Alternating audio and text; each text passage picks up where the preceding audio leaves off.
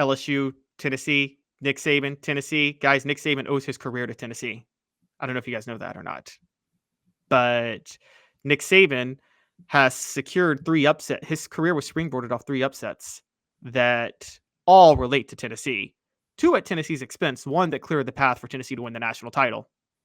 If you want to go through them. Yeah, go through them right now. I also want to take a look quickly at the coaches that have won the most championships. But if you got that pulled up, go for it. So 1998, guys, Nick Saban was, Dave will probably knows this. Nick Saban was all but fired at Michigan State. He'd had 3 500 seasons. The athletic director stood by him, but the fans were restless, and they were 4-4. And the only thing that saved his job that year was upsetting number 1 Ohio State, which propelled Tennessee to its first number 1 ranking in 40 years. Tennessee goes and wins the national title. That was just enough to keep Nick Saban around for another year. So Michigan State goes 9-2 the next year and is a top 20 program. Saban then goes to LSU, 2000. LSU's 2-2. They lost to UAB. Dave, you went to Baton Rouge to cover that game. I'm sure you thought this is going to be the easiest blowout win for Tennessee ever, right? Going into that game. I thought so. Well, I thought it was really weird that the Baton Rouge Advocate put the UAB waving the flag on the front page on the Saturday after the game, a full 7 days after the game. So I thought they were trying to stoke the fire a little bit, and they did. With the LSU thing, if I may, for a second, I thought that was a terrible hire at the time. I didn't think he'd know the culture, which is what we've said about Brian Kelly and that sort of thing. And does that really matter in retrospect? I think we've made too much of that.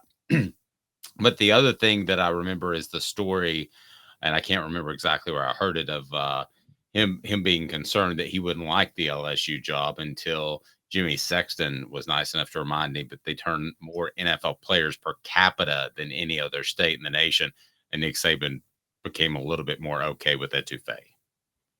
That's exactly what happened. And because what happened, and by the way, the Nick Saban after his first year secured the number 1 recruiting class at LSU because of Louisiana kids. How did he secure it though?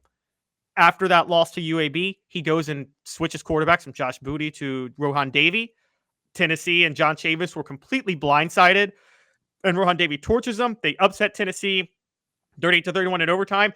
There's a very famous clip of fans storming the field, and a fan pushes Cedric Wilson as he's running onto the field, just shoves him straight up.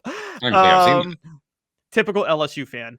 But they stormed the field for upsetting Tennessee. That propelled LSU to an 8-4 season, which was all Saban needed to get the number 1 class. What happens the year after that? LSU severe underdogs to Tennessee. They're down. They had already lost to Tennessee earlier in the year. They're down 17-7.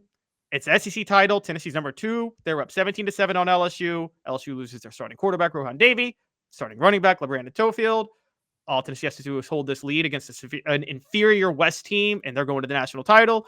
And Nick Saban does, and I think you would agree with me, Dave, the greatest in-game adjustment in the history of college football coaching in that game with him and Jimbo Fisher to roll Matt Malk out there and say, we're just going to win off the QB draw against the best interior defensive line in college football history in Tennessee that year with Henderson. Well, that was one of 2. The other one was when he switched quarterbacks during the national championship game. That still, to me, blows me away that he did that. Not that it worked. Just that he was. That was actually, you're right. That was incredible that he did that. I remember thinking at the time, I was like, work or not, this is one of the most amazing things that I've ever seen. I think we need to realize just for a second what college football is losing and how dominant he was. Nick Saban with 7 titles, 6 at Alabama, 1 at LSU. That's another thing that we don't factor in a lot. You win them at 2 different schools. That's pretty impressive. Really impressive. Bear Bryant with 6. They were all at Alabama. Then you get into Bernie Berman at Minnesota. You probably know who he is. I don't. Woody Hayes at 5. And you start falling off a little bit till you get the Frank Leahy's of the world, John McKay's of the world with 4, Howard Jones with 3, Walter Camp with 3, Urban Meyer with 3, Tom Osborne with 3. We're just talking about a very small list. So if you wanted to go modern era guys, you're basically talking about Osborne, Meyer, now Smart, obviously, Saban, And that's pretty much it. Modern era. I don't know where you count Woody I mean, Hayes or Bear in that. well, so the thing, I don't judge coaches on just number of national championships before 1992, and I encourage you guys all to go back and look at my last two videos. It talks about how college football, the era of national champions, evolved. The national championship was mythical before 1992, and you know this, Dave. When you watched Tennessee in the 80s as a fan, you thought about winning the SEC, right? National championship was kind of in the ether. It's like winning, like when you win your high school state championship, you don't think about being number one in the nation. You think about winning your state championship in high Yeah, I school. can remember television going way back. You'd wait for that 2.5 minute sports report, and it would lead Mhm. with the SEC standings, or even if Tennessee was ranked in the AP. Yeah, because that was the big deal Yeah, was the SEC, and it's so funny you bring that up. it's because the polls ranked them, it was such in the ether, and for a long time it was just kind of out there, and it was cool. But yeah, so Bear Bryant 6, like Bear Bryant has two national championships. I don't think he deserves, but he has one I think he does deserve when he went undefeated. So okay, Joe Paterno had 4 undefeated seasons, and he's only got 2 national titles, one of which he wasn't undefeated. So it's iffy with how you judge these national championships and things like that. However, in the 90s, you're right. When they started to set the game, I'll go Tom Osborne, Nick Saban, Urban Meyer, and now Kirby Smart. You can maybe say Bobby Bowden because he got 2 in 93 and 99. But again, that 93 one was the most BS national title ever because they lost to Notre Dame and somehow got to declare themselves number one Yeah, at the and I'm just going to be end of the real year. frank. I pulled up a terrible list. So they didn't have Bobby Bowden on it, and they didn't have Dabo on it. So those are 2 guys. But I think you would agree that when you go from that 1 to 2, that was the point I was making. You're a different level of coach. Even Dabo, who I think is probably the worst of all the guys that we have mentioned with multiple championships in the modern era, because I think he had a defensive coordinator he could hand things over to with Brent Venables. I'll still give him his props and call him one of the elite coaches because he's got 2 championship rings of this era. I'm still not going to hate on him just because personally I don't think he's of the same ilk as a Meyer or a Saban or a Smart. I think Dabo is the type of CEO. Here's a great comparison.